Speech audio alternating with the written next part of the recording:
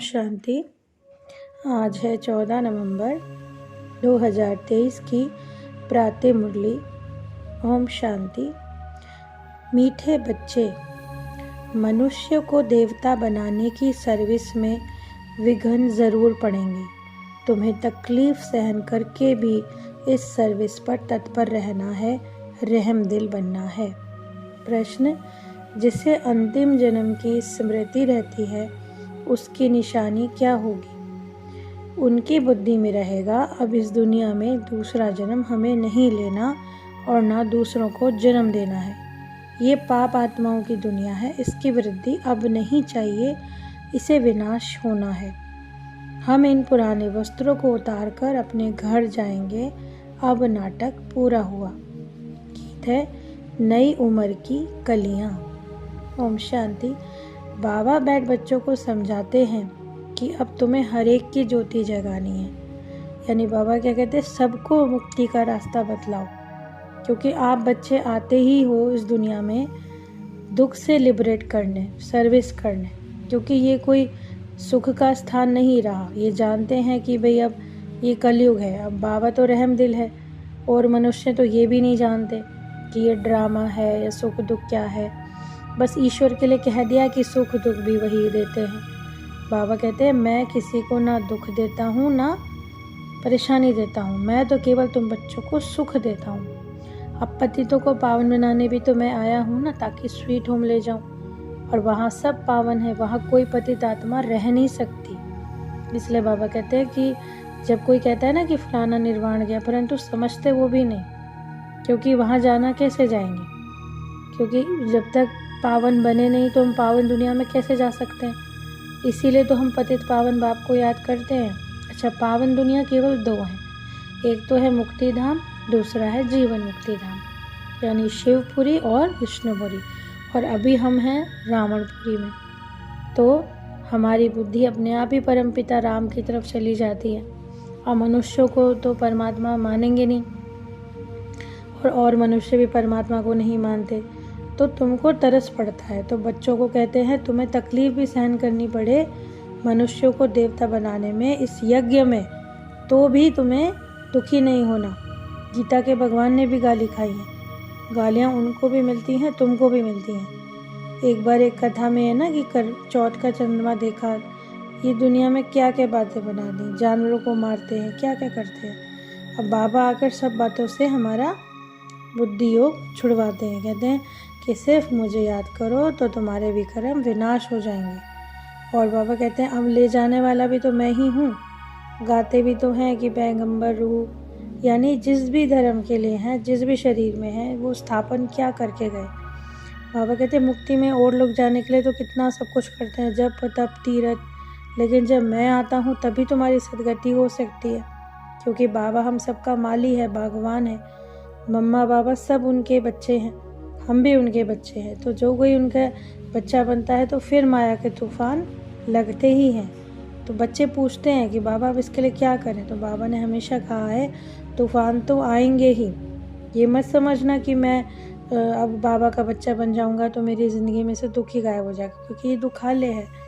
तो बाबा कहते हैं इस जन्म में, यानी इस अंतिम जन्म में, तुमको सबसे पहले अपने विकारों पर खुद जीत पाकर और औरों को भी सिखाना है।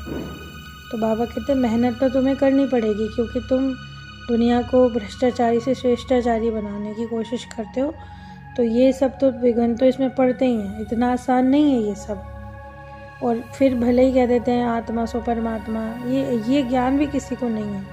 कहते हैं ना कि मतलब कर्म तो सबके ही वो हैं, और माया के राज्य में कर्म भी ऐसे ही होते हैं। वहाँ पे कर्म तो सतयुग में अच्छे होंगे, यहाँ तो कर्म भी सबके पतित ही हैं। अब तुम बच्चे समझ रहे हो कि विनाश भी होना है, बॉम्ब्स की ट्रायल भी चल रही है, और गायन भी है कि भाई सब यूरोपवासी यादव हैं।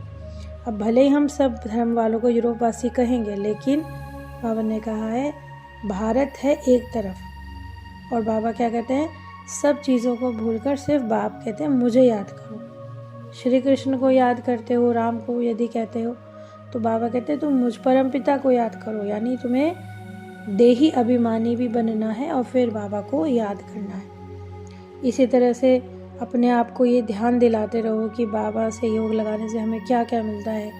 ये हमारा जो 84 जन्म पूरे हुए हैं, ये सब का चक्र हमारी बुद्धि में रहना चाहिए। गृहस्थ व्यवहार में भले ही रहो, एक्टर्स भी तो समझते हैं कि हम ये कपड़ा पहने हुए हैं और अब हम ये कपड़ा उतार के अपने घर जाएंगे। तो बाबा कहते हैं तुम भी ऐसी समझो कि ये सब कुछ ख़त्म हो जाने वाला है। बाबा कहते हैं अब लोग समझते हैं कलयुग अभी बच्चा है, पर ऐसा नहीं है। बाबा ने कहा बाप का परिचय भी नहीं है लोगों को और पूरे सृष्टि चक्र का भी नहीं है, क्योंकि सब के सब अभी अंधियारे में है और तुम सोच रहे में हो आज ब्रह्मा की रात, कल ब्रह्मा का दिन होगा, तो टाइम तो लगता है। तो बाबा कहते हैं बच्चे अनेक जन्म लिए हैं, अब 84 जन्मों का चक्र पूरा होता है, क्योंकि परमपिता परमात्मा है ज्ञान सागर। तो वो आत्मा जो बाप को याद करती है उसकी ही उन्नति होनी है। अगर हम भगवान को भूल गए, बाप को भूल गए, तो फिर अनाथ अपने आप ही हो गए, ऑर्फन हो गए, दुखी होते रहते हैं फिर हम। लेकिन जैसे ही बाप को जाना, ज्ञान में आ गए, तो बाबा को पहचान कर हमने उनसे एक सुख का जो है अधिकार ले लिया। बाबा कहते हैं तुम्हारे अंदर जो भूत है ना, अभी वो सर्वव्यापी है, लेकिन हमें ये नशा रहना चाहिए कि हम ही भविष्य में देवताई गोद में जाएंगे। और अभी हम किसकी गोद में? शिव बाबा की, जिन्होंने हमें ब्रह्मा बाबा द्वारा अडॉप्ट किया है। और फिर ये भी सिमिलैरिटी याद रखेंगे कि हम अशरीरी आए थे और अशरीरी होकर ही जाना है। तो बाबा कहते हैं मुझे तो पहले पहले ब्राह्मण रचने पड़े, ब्रह्मा नहीं तो ब्राह्मण कहाँ से आए। तो इसीलिए बाबा कहते हैं पहले मैं ब्रह्मा को ज्ञान देता हूँ, फिर उनके द्वारा तुम्हें अडॉप्ट करके तुम्हें ज्ञान देता हूँ। तो बाबा कहते हैं इसी तरह के फीचर्स तुम बच्चों में भी हैं। अब बाबा विशाल बुद्धि हैं, चक्र को समझाते हैं, तो हमें भी बाबा की बात को मानना चाहिए, क्योंकि और लोग तो बाप को भी सर्वव्यापी कह देते हैं, लेकिन ऐसा नहीं है। बाकी सबकी अपनी अपनी बुद्धि है। बाबा कहते हैं भले ही बहुत सारे मनुष्य हैं, लेकिन बुद्धि का फ़र्क तो है ना। अब ज्ञान सागर ने तुमको ज्ञान दिया है, तुम उनको याद करते हो, तो इसी तरह से तुम उनको याद कर करके सुख पाओ। भले लेटे रहो, लेकिन बाबा को याद करते रहो। ऐसे हट करके बैठना चाहिए कि भाई हाँ मुझे तो बाबा की याद में रहना ही है। तो बच्चों को बाबा याद प्यार देते हैं। मीठे मीठे से खिले दे बच्चों प्रति माता पिता बाप दादा का याद प्यार और गुड मॉर्निंग। रूहानी बाप की रूहानी बच्चों को नमस्ते।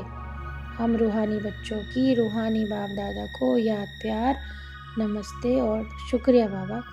धारणा के लिए मुख्य सार है कि हमने जो ईश्वरीय गोद ली है, फिर देवताई गोद में जाएंगे, तो इस नशे में हमेशा रहना है। अमृत वेले उठकर ज्ञान सागर के साथ ज्ञान का मनन करना है। एक की अव्यभिचारी याद में रहना है और देह अभिमान छोड़कर अपने आप को आत्मा निश्चय भी करना है। आज का वरदान है अमृत वेले से रात तक याद के विधि पूर्वक हर कर्म करने वाले सिद्धि स्वरूप भव। बाबा कहते हैं जो भी कर्म करो बाबा की याद में करो और विधि पूर्वक करो। और आज का स्लोगन है स्वयं को निमित्त समझकर हर कार्य करो तो न्यारे और प्यारे रहेंगे, वहाँ मैंपन नहीं आ सकता। ओम शांति।